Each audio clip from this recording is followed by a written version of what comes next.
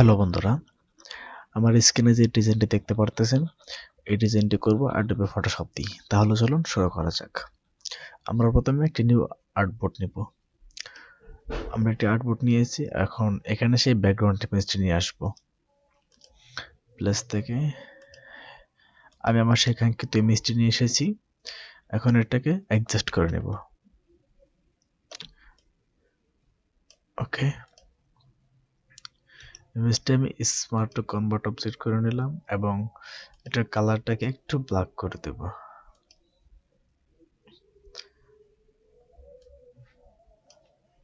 ওকে, এখন আমরা দ্বিতীয় ইমেজটি নিয়ে আসব।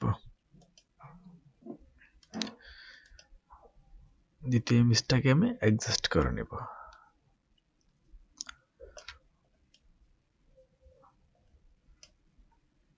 ওকে, আমার ইমেজটিকে অ্যাডজাস্ট করে বসানোর জন্য আমি অপোজিটটা কমিয়ে 60% করে দিচ্ছি। এখন দেখতে পাচ্ছেন যে দুটোটা ইমেজ দেখা যাচ্ছে। ওকে, এখন আমি অপাসিটিটা 100% করে দেব।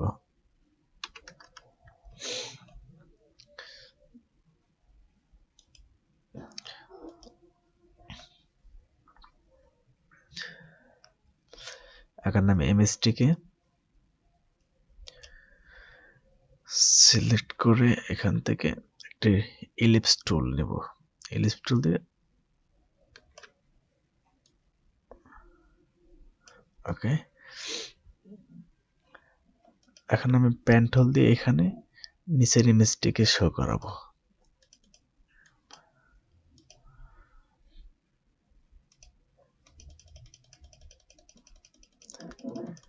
দেখতে পাচ্ছেন যে আমার ইমেজটি অলরেডি হয়ে গেছে।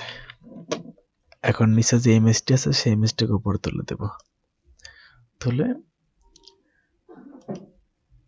এখানে পেন টুল দিয়ে এটাকে দ্বিতীয় ইমেজটাকে শো করাবো।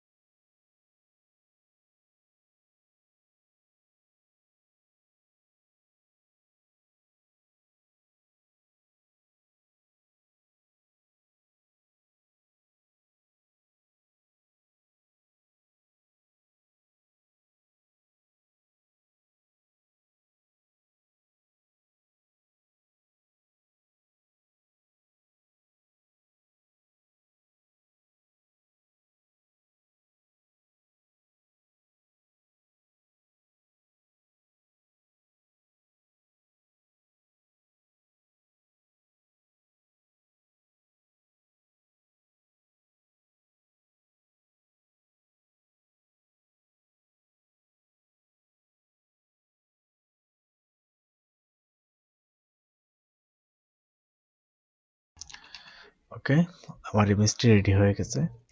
এখন আমরা এখানে লাইটিং এফেক্ট দেব। লাইটিং এফেক্ট দেওয়ার জন্য আমি একটি লাইটিং এফেক্ট নিয়ে আসবো এখানে।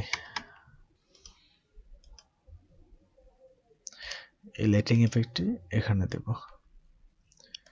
এটাকে স্ক্রিন করে দেব। ওকে,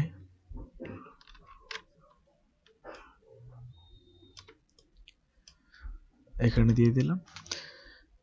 এখন এখানে দেখতে পাচ্ছেন কি ঘড়ির কাঁটাগুলো স্পষ্ট দেখা যাচ্ছে, কিন্তু এখানে ঘড়ির কাঁটাগুলো নেই। আমরা এখন এই ঘড়ির কাঁটাগুলো এখানে দিয়ে দেব।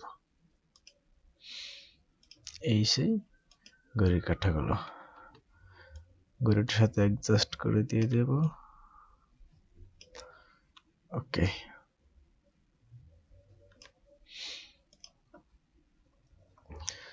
এখন কি বাকি আছে? উপরে আমরা টেক্সট দেব, তার আগে নিচে একটু ব্ল্যাক করে দিই।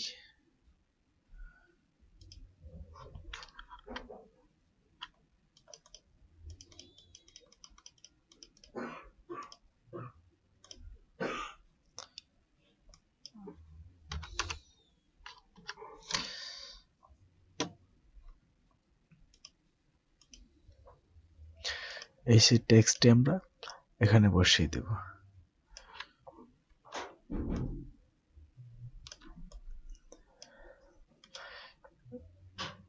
দেখতে পাচ্ছেন যে এখানে টেক্সটের পাশে কি রয়েছে, হোয়াইট কালার স্ট্রোক রয়েছে। আমরা স্ট্রোকটি দিয়ে দেব।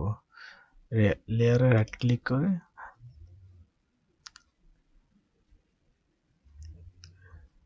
ব্লেন্ডিং অপশনে এসে এই যে স্ট্রোকে ক্লিক করলে স্ট্রোকে নিয়ে আসবে।